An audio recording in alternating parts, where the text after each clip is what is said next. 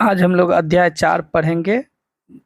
नाखून क्यों बढ़ते हैं, जिनके लेखक हैं हजारी प्रसाद द्विवेदी। पहला प्रश्न देखते हैं कि हजारी प्रसाद द्विवेदी का जन्म कब हुआ था। 1907 ईस्वी में हुआ था।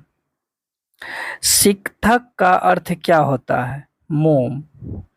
अगला प्रश्न है कि लेखक हजारी प्रसाद द्विवेदी ने दयनीय जीव किसे कहा। तो ये अल्पयज्ञ पिता को कहा। नाखून बढ़ना मनुष्य की किस वृत्ति का परिणाम है।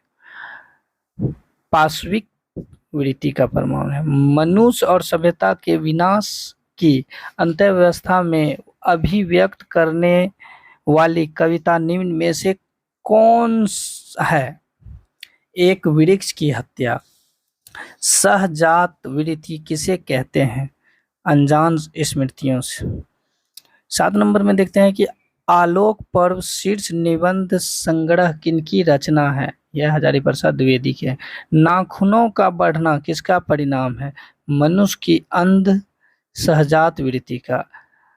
9 नंबर में देखते हैं कि आदमी के नाखून क्यों बढ़ते हैं। यह प्रश्न लेखक से किसने किया। एक छोटी सी लड़की ने किया था। किस देश के लोग बड़े बड़े नख यानी नाखून पसंद करते हैं। गौड़ देश के गौंड। अनाम दास का पोथा उपन्यास के लेखक कौन हैं। इनके लेखक हैं हजारी प्रसाद द्विवेदी। 12 नंबर में देखते हैं कि हजारी प्रसाद द्विवेदी के निर्लज अपराधी किसे कहा। निर्लज अपराधी नाखून को कहा गया है। पुराने का मोह जब समय वांछनीय ही नहीं होता तो यह पंक्ति किस शीर्षक की पाठ है। नाखून क्यों बढ़ते हैं। 14 नंबर में देखेंगे कि किसने कहा था कि सब पुराने अच्छे होते हैं पर सब नए खराब ही नहीं होते। यह कहा था कालिदास ने। द्विवेदी जी ने किनसे पूछा नाखून क्यों बढ़ते हैं। लड़की ने। नाखून क्यों बढ़ते हैं पाठ में बूढ़े ने सबसे बड़ी चीज किसे माना। प्रेम को।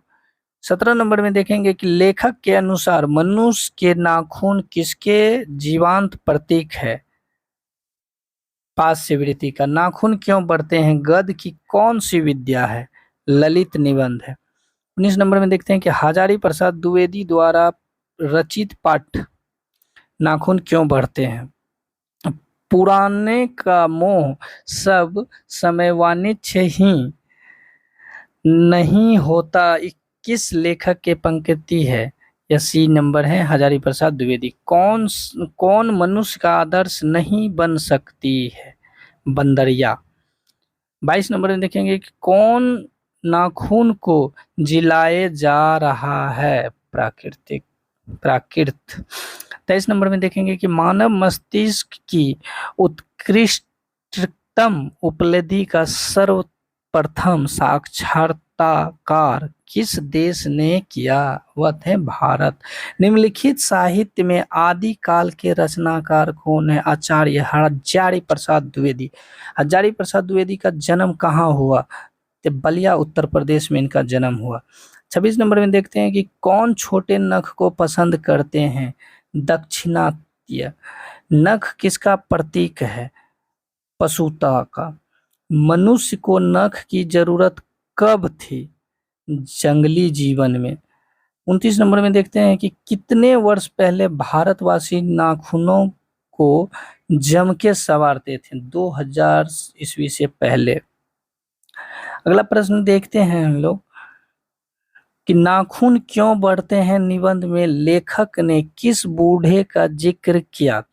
महात्मा गांधी का। नखधर मनुष्य किस पर भरोसा करके आगे की ओर चल पड़ा। एटम बम पर। पृथ्वीराज रासो किनका संपादन है। हजारी प्रसाद द्विवेदी का। 33 नंबर में देखते हैं कि कालिदास की ललित लालित्य योजना किनकी रचना है। हजारी प्रसाद द्विवेदी की। अशोक के फूल किनकी रचना है। हजारी प्रसाद द्विवेदी की। 35 नंबर में देखते हैं कि नाखून क्यों बढ़ते हैं, निबंध नई पीढ़ी में है कैसा भाव जगाता है। यह संस्कृति और आत्मगौरव का भाव जगाता है। द्विवेदी जी को आलोक पर्व पर कौन सा पुरस्कार मिला, साहित्य अकादमी पुरस्कार। कौन सी रचना हजारी प्रसाद द्विवेदी की नहीं है, माटी की मूरत हजारी प्रसाद द्विवेदी की नहीं है। 38 नंबर में देखते हैं कि देवताओं का राजा से किन्हें संबोधित किया जाता है, इंद्र को। असुरों के पास नहीं थे लोह के अस्त्र, यानी लोहा के अस्त्र। हजारी प्रसाद द्विवेदी की मृत्यु कब हुई थी, यह 1979 को दिल्ली में हुई थी। धन्यवाद।